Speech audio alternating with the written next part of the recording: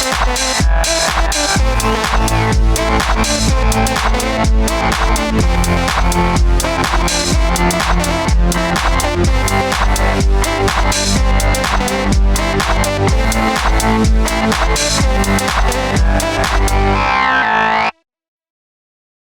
scruffy looking? Oh, hi folks, I'm Matt and welcome to My Expanded Universe, a show where I go through the entire EU in chronological order as best I know how.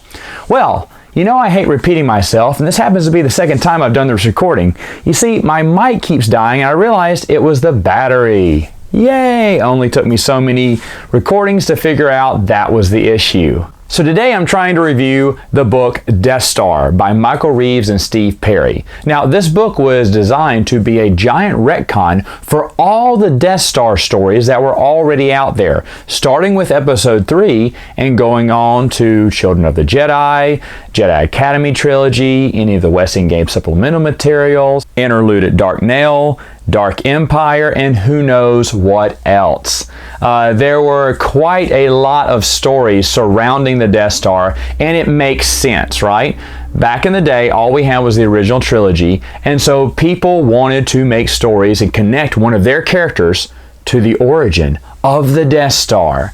Now, I remember that there was quite a few out there already, and I didn't really know exactly how they all fit or came together. I never really asked myself that question until episode 3 came out and George Lucas decided to throw his hat in the ring and give his explanation of how the Death Star got created. And of course, when episode 3 came out, everyone's going, wait a minute, that is in direct contradiction of the expanded universe. That's what everyone said when they saw episode 3. And I was going, no, it's not.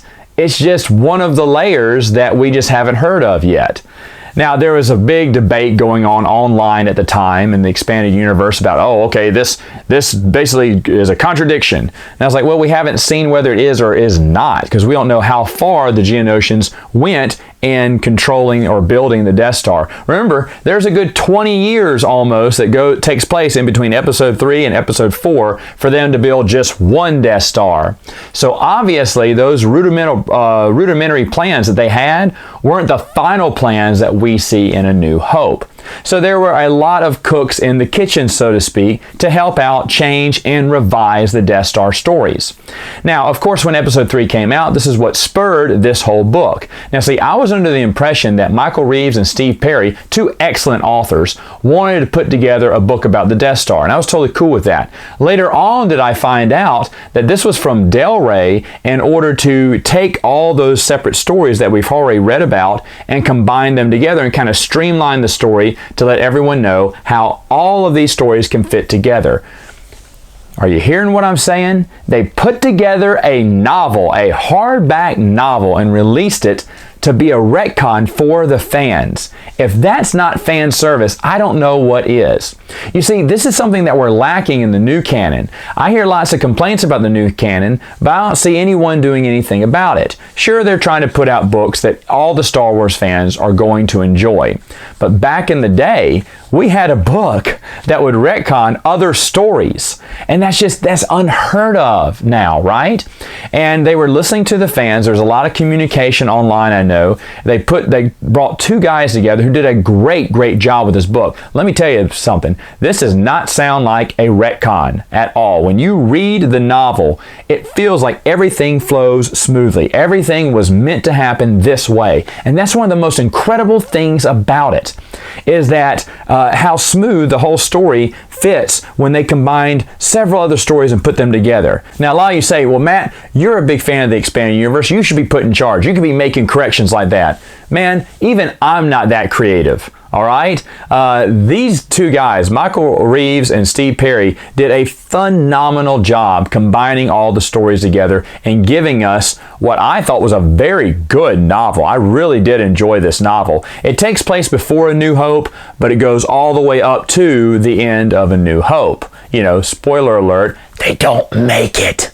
One of the things I would have loved to have seen, besides the creation of the Death Star, is a retcon of all the agents who went to steal the Death Star plans. I know Kyle Katarn and Kean Farlander were two that supposedly took credit for it, and I'm sure there were some others I'm forgetting about. And it makes sense that they would send out several agents to try to get that information because they didn't expect them all to make it back. In fact, I would have loved for someone to have written a book about Crix Badine, maybe sitting back and hearing agents report in, and then some who went to steal the plans and didn't make it out. You know, maybe all those Bothans who died to get those plans from the Return of the Jedi. That would have been an awesome story.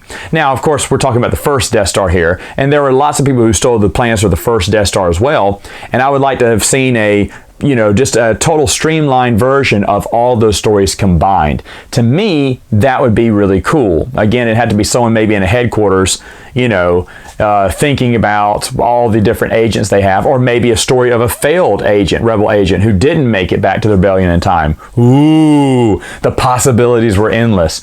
But that's the kind of great stuff that we got back in the day, and Death Star is fantastic. I think it's well worth your time. All right, folks, that's all the time I have for now. Until next time, see you later.